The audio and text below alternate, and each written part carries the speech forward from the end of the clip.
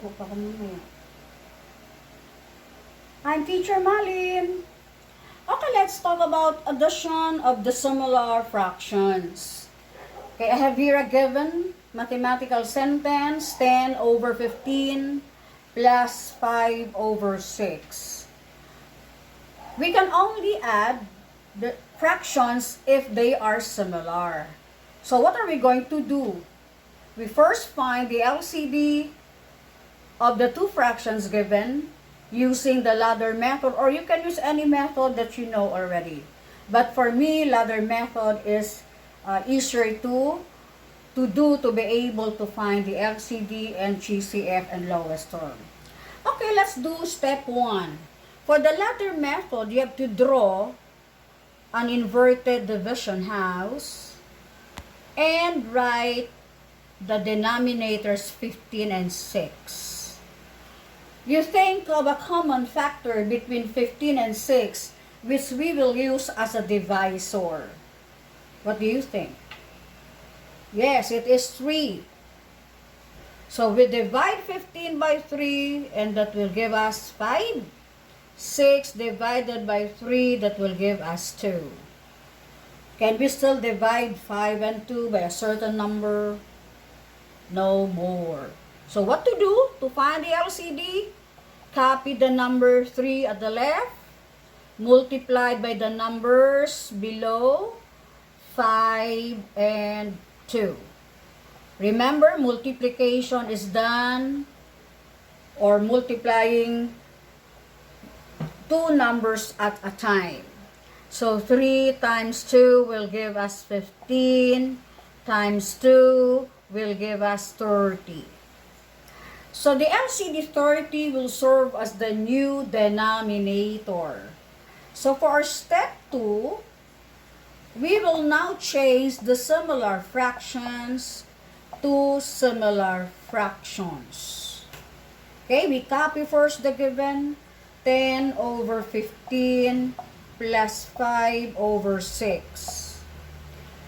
Okay, we draw a bar for the first fraction and the new denominator 30 plus a bar for the second fraction and 30 for the new denominator for the second fraction. To find the missing numerators, let's start with the first fraction. 30 divided by 15, that will give us 2. Multiply the answer by 10, that will give us 20. For the second fraction, 30 divided by 6 is 5 times 5 will give us 25. I will repeat. 30 divided by 15 is 2 times 10 is 20. 30 divided by 6 is 5 times 5 is 25. What do you notice? They are now similar fractions and we can now add them. So in adding similar fractions, we just copy the common denominator 30 and add the numerators.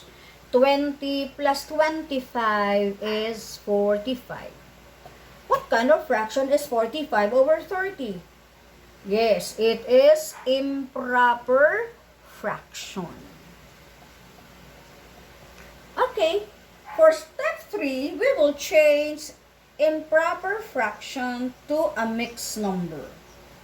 So, change improper fraction to a mixed number. How? Okay, I'll copy first 45 over 30. That can be changed by dividing it this way. 45 divided by 30. 45 divided by 30 will give you 1. Multiply, subtract. Okay. 15 is the remainder. But 15 cannot be, should be written in fraction form.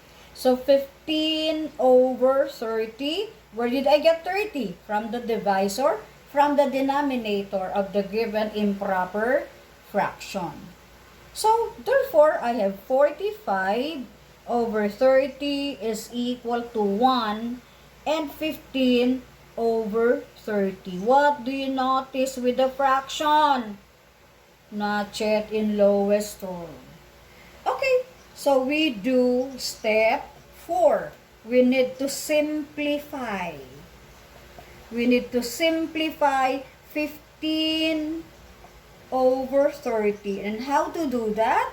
You do the ladder method also. Okay? You draw the inverted division house. 15, 30.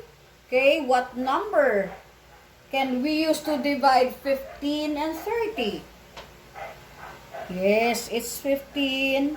15 divided by 1. 30 divided by 15 is 2. So, where is the lowest term? It's here. 1, 2. So, therefore, the lowest term is 1 over 2. What is now our final answer? Our final answer is, go back to step 3.